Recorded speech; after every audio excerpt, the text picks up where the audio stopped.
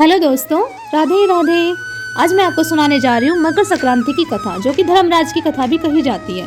एक समय की बात है, पृथ्वीलोक पर बपरू नाम का एक राजा हुआ करता था। उसके राज्य में किसी चीज की कोई कमी नहीं थी। इसी राज्य में ही एक हरिदास नाम का ब्राह्मण भी रहता था। उसकी पत्नी का नाम गुणवती था, जो बहुत ही धर्मवती व पतिव्रता महिला थी। वह सभी देव देवताओं को बहुत मानती थी और सभी प्रकार के व्रत भी किया करती, अन्नदान भी किया करती थी। अतिथि के आने पर वह बहुत खुशी से उनका आदर सत्कार करती थी। ऐसे ही ईश्वर की उपासना करते करते वह बूढ़ी हो गई। कुछ समय बाद उसकी मृत्यु हो गई। तो धर्मराज के दूत उसको लेने आए। बहुत सुंदर विमान पर बैठकर धर्मराज उसको लेने आए। उनके पास ही चित्रगुप्त भी बैठकर प्राणियों का लेखा जोखा उनको सुना रहे थे। तभी यमदूत गुणवती को लेकर वहां पहुंचे तो गुणवती यमराज को देखकर डर गई और अपनी आंखें नीचे करके खड़ी हो गई। फिर चित्रगुप्त ने गुणवती का पूरा ब्यौरा दिखाया और धर्मराज बहुत खुश हुए उसका ब्यौरा देखकर, लेकिन थोड़ी सी उदासी उनके चेहरे पर आई। तो गुणवती बोली, मैंने तो अपने जीवन में सभी सत्कर्म किए हैं, बताइए महाराज मुझसे क्या भूल हो गई है जो आपके चेहरे पर उदासी छाई है। यमराज ने कहा, तुमने सभी देव देवताओं की पूजा की है, अर्चना की है, बहुत मन से की है, लेकिन मेरे नाम से तूने कभी भी कोई पूजा पाठ, कोई अन्नदान नहीं किया है। गुणवती ने हाथ जोड़कर क्षमा मांगी। बोली, हे प्रभु, मुझे दोबारा मृत्युलोक में भेजे और मैं आपके नाम की पूजा जरूर करूंगी।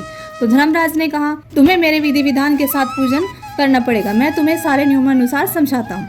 धर्मराज जी ने कहा, कुछ नियमों के साथ अगर मेरा पूजा पाठ करोगे तो आपको उसका फल अवश्य मिलेगा। जैसे धीरज रखना यानी संतुष्ट रहना, अपने मन को वश में रखना, सभी को क्षमा करना, किसी प्रकार का दुष्कर्म नहीं करना, मानसिक और शारीरिक शुद्धि का ध्यान रखना, अपनी इंद्रियों को वश में रखना, बुरे विचारों को अपने मन में नहीं लाना, पूजा पाठ और दान पुण्य करना, व्रत करना, व्रत की कथा सुनना, क्रोध नहीं करना, सदा सच का साथ देना। इस प्रकार मकर संक्रांति से शुरू करके एक साल तक मेरी पूजा पाठ करके अगली मकर संक्रांति पर मेरा उद्यापन करना, मेरी प्रतिमा बनाकर पूजा करना, साथ में चित्रगुप्त की भी पूजा करना, मुझे काले तिल के लड्डू बनाकर भोग लगाना, हवन करना, कपड़ा, कंबल, काले तिल, लोटा आदि ने दोबारा धर्मराज जी से प्रार्थना की, कृपया करके आप मुझे पृथ्वीलोक भेजो, मैं दोबारा आपकी पूजा अर्चना विधि विधान से करूंगी और सभी को आपकी पूजा अर्चना के बारे में भी बताऊंगी।